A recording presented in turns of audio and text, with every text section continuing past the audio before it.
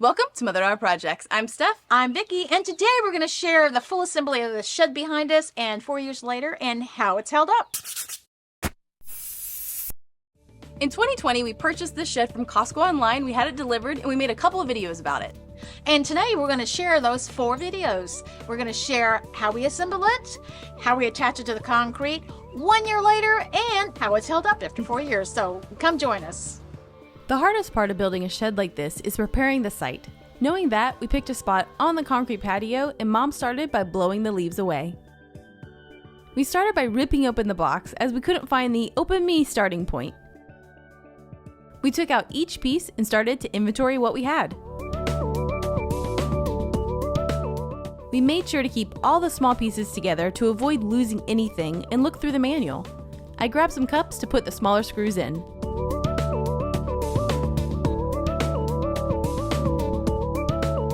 I laid out the base pieces to designate the build spot to make sure all the other materials did not crowd this area. We inventoried all the pieces by Mom reading out the parts, and I put them in place.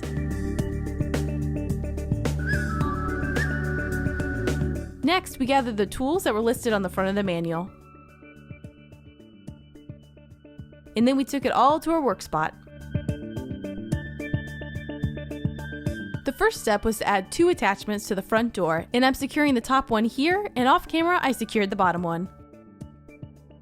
Next, we added the windows to the top pieces.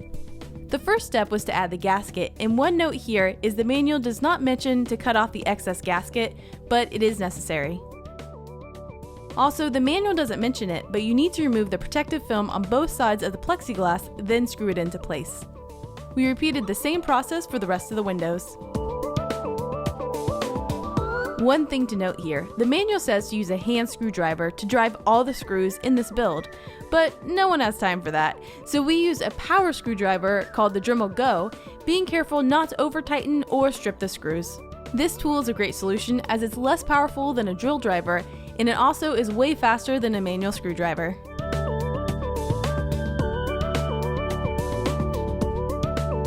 The next step is to add some of the metal framing to the top window, which we're doing here. Most of this build uses the same screws, which is nice so you don't have to hunt around for different screws.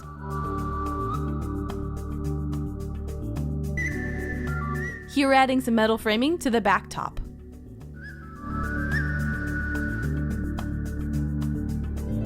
Next, we added 4 screws to attach the base pieces together.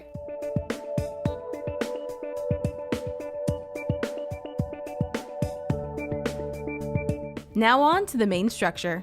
We attach the corner and left wall into the bottom grooves, and we use the included plastic screws to secure the pieces together. The walls slip into place, and to get them started, we use a rubber mallet. This process is very straightforward, but I would definitely recommend a buddy.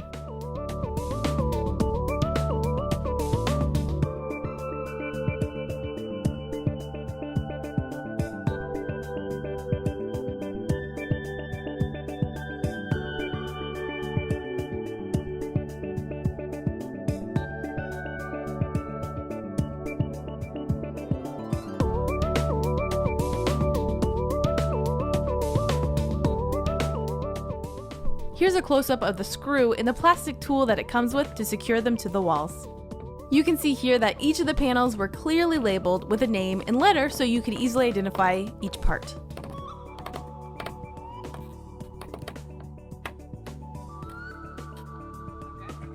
With all the walls in place, we moved on to adding the top windows. Again, secure with the included screws.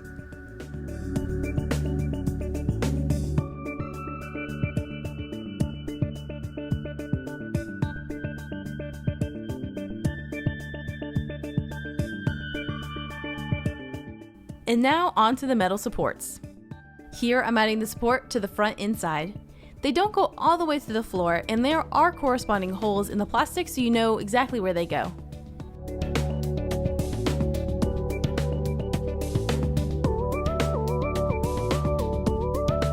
The side support actually slip in from the top, so you need to make sure that you have nothing covering the structure at this point so you can get the support in.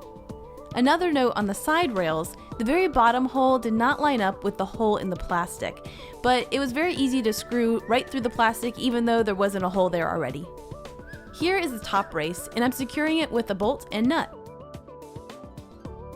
And these right here, this was the hardest thing to attach. I will say the manual says this will be difficult, but screwing metal screws into a metal part is really difficult, and it took me a really long time to do.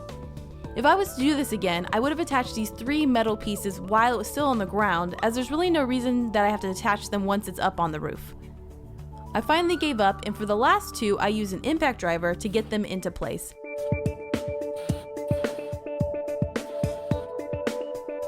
I did strip the screw just a little bit, but I was way over it at this point and I didn't care. A big thing to note, the manual says to fully secure these, but here in this next step, as I'm adding the cross pieces, I'm finding that the holes don't line up and ultimately had to unscrew the middle braces just a little bit to get the holes lined up. So don't fully tighten those brackets until the next step.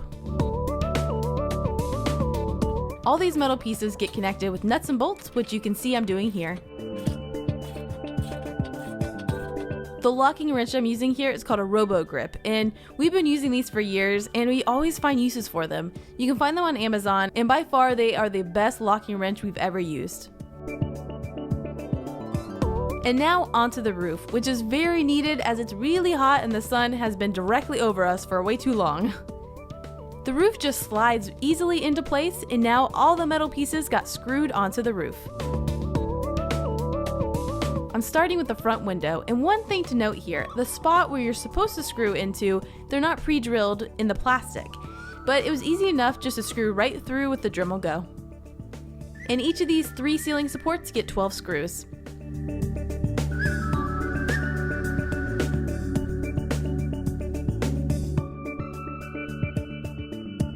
And the last step is the doors. The hinges slide into place and a nut and bolt secure them to the shed.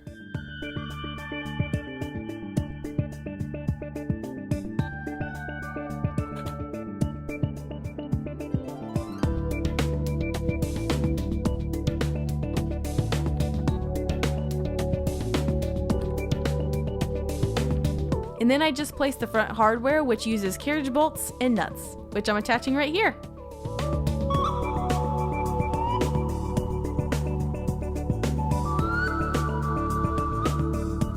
And lastly, the handles screw into place.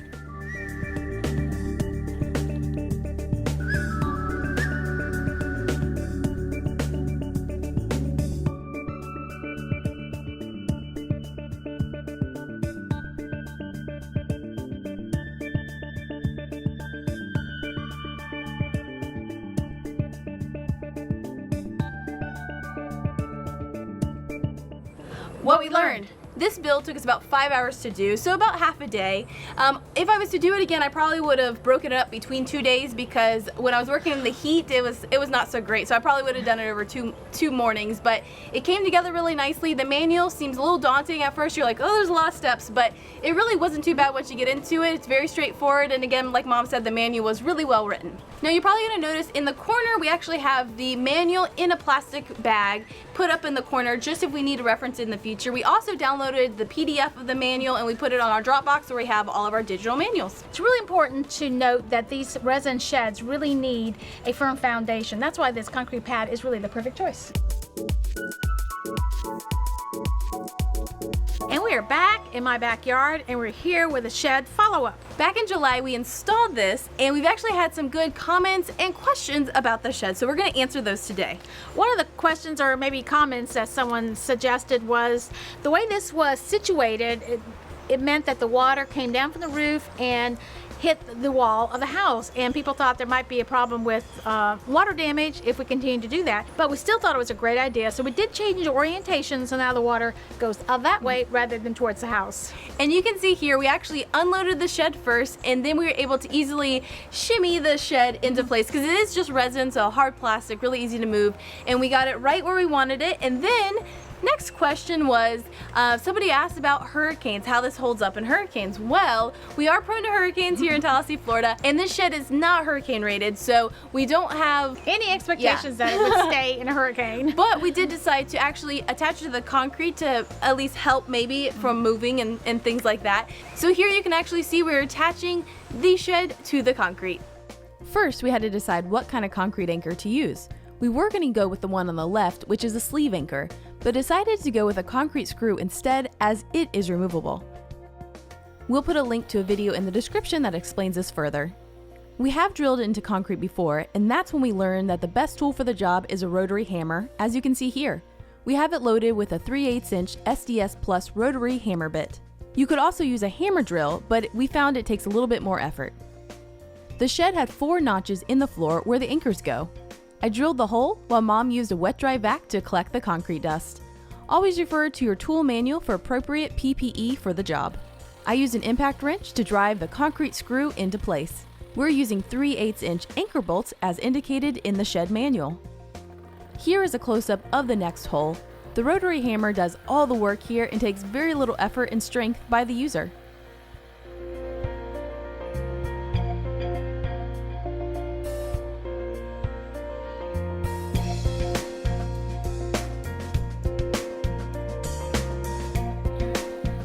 Here again is the Milwaukee Stubby impact wrench. It drove the concrete screw with very little effort.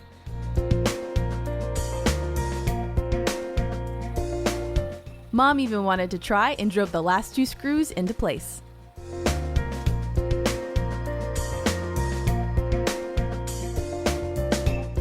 One of the things we said we were going to do out here was put an outdoor camera. We've been waiting on Wise Technology to come out with their outdoor camera, and they finally did, and we ordered it, so we have it, and we have that installed.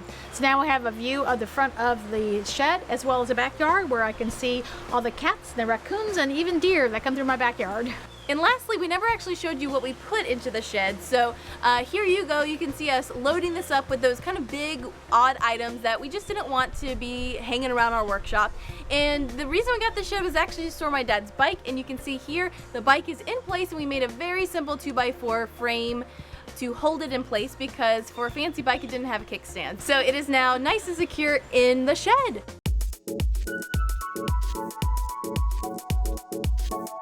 So today we are going to kind of take a look around the shed, open it up. We haven't been in there in a while, and show you kind of how we use it and look at how everything is going. Because there are some things we haven't actually shared.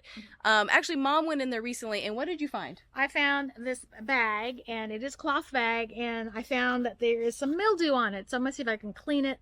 So it's obviously not watertight, and here in Florida, anytime there's water and heat, you get this. So it's not someplace you're going to store a lot of precious things, but things that are outdoor plastic, things that you can be cleaned easily if they do get some mold on them. So that's the only thing I really found. I have a real nose for mildew, and this first thing I smelled when I went in there. Yeah, so let's go inside and see what else we can find, and if there's any kind of other mildew, and see if there's any signs of water, which I don't think there is, but we'll go check. So Mama's going to undo the lock here.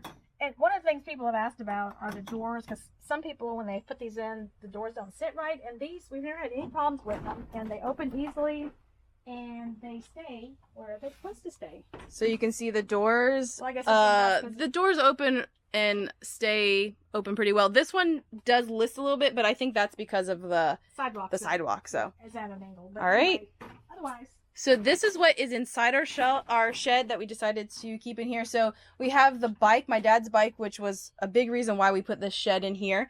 And then we have an AC unit that we use in the garage during the summer times that we have stored in here. We have a storage box that is out here. We have a tent that's for doing projects under when it's really sunny.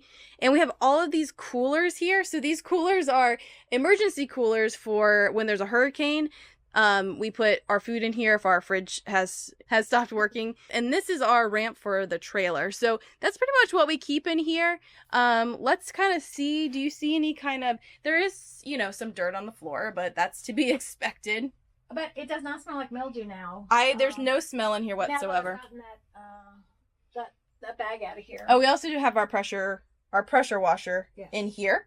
So you can see There's no place where there's I don't water see any coming water. in. So one thing is, right after we had built it, there was some water coming in right in this corner. So what we ended up doing was we used some Flex Seal tape, and we put it right here on the outside.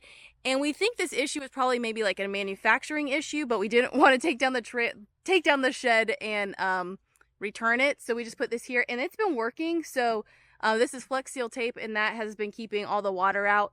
But you can see this is the roof up here, and people have mentioned that it was going to like kill this flower bed back here. So you can see It's still as weedy as ever. it's still, I mean, it had weeds before. So this is the back. This is the overhang. So really, it's held up really well. Well, how is the shed holding up 4 years later now in 2024? Well, as you can see, it's still standing and still holding plenty of stuff inside. Now, a couple things to note is we mentioned that we put Flex Seal on one of the corners because it seemed to be leaking. Well, over time, that Flex Seal got started getting brittle and breaking apart, and so we kind of had to pull that down. So the tape is no longer there on the side, but we haven't had any issues with water getting into the shed. But you can see, if you look inside the shed, you can see the outside from the inside. So definitely, if there was some really intense storm weather, we probably could get some inside. But we have had some intense storms and have not noticed any standing water, so that's been good. One thing I have noticed is I've been in there, pretty frequently, and pretty early on, I noticed there were a bunch of screws on the floor, and actually I didn't think anything about it, but I did gather them up, and I thought, well, they might be important, so I put them someplace. And over time, I realized they were coming from the middle support. I've actually replaced those twice. The first time I just screwed them back in. The second time I actually used that Teflon tape around the screw threads and put them up there, and they seem to be holding really well. So there are a couple that still seem to be coming out. So if and when those come out, we're going to use a product called Thread Locker that we found that is supposed to work like Teflon tape, but a little bit better for actually like locking screws in place. So we'll try that out and see if that works. But overall, we haven't really had any issues with the roof lifting up or anything like that. Just kind of annoying with those screws coming out. When we first got the shed, we thought we needed some shelves in there, and we were thinking, well, let's make some out of wood. But, wood's not the best material outside, and I just felt like it would start to smell and maybe deteriorate. So we didn't do anything. But recently, Steph had no need of this plastic shelving, in her garage, and I said, well, let me just put it in the shed, and it's actually been perfect. So if I had to do it over again, I would probably get 2 or 3 of those and put them in there, and they worked really well, and they clean well, and they're not going to deteriorate like a piece of wood. Now, it has been 4 years, and we've had some significant storms during that time. We did have a hurricane come through. We didn't get the full brunt of it because it did turn right at the last minute. We haven't really had any issues with those storms affecting the shed. We do know this is not hurricane rated at all, but during a storm we do put more stuff in it to kind of help hold it down, and so far it's been okay. So far it's been okay. Also, inside it does smell a little bit musty because it is something that's outside, and there are grates on the side where it lets in the outside smells, I guess, in nature. So it does have kind of that smell. And if you're wondering about the price, the list price we paid for this in 2020 was $749.99. And today the list price was $799.99. What would you say your level of Satisfaction? Would I buy it again? Yes. 100% I would buy it again. I really like it out here. When I come out here, it doesn't really scream, oh, there's a shed right here. It's actually the perfect place for it because you don't really use that part of the patio. It's very easy to get to. I love having it on the slab because it's easy to move things in and out and not have to get on the grass, and you don't drag grass in there too. So all in all, I think it's been a great thing to have. It stores a lot of stuff. And it's good. I would 100% recommend it. So overall, I would say it's not at my house, but I love it as well. And if we were to do this again, I would probably put Teflon tape or Thread Locker on those screws that go in the ceiling right away. I'd also get plastic shelving right away so I can store more stuff in it. And I would still attach it to the concrete because I think it gives it a little bit more firm foundation. All right, well, thanks for joining. If you want to see more information about the shed, we have some on our website. We'll put a link to that in the description.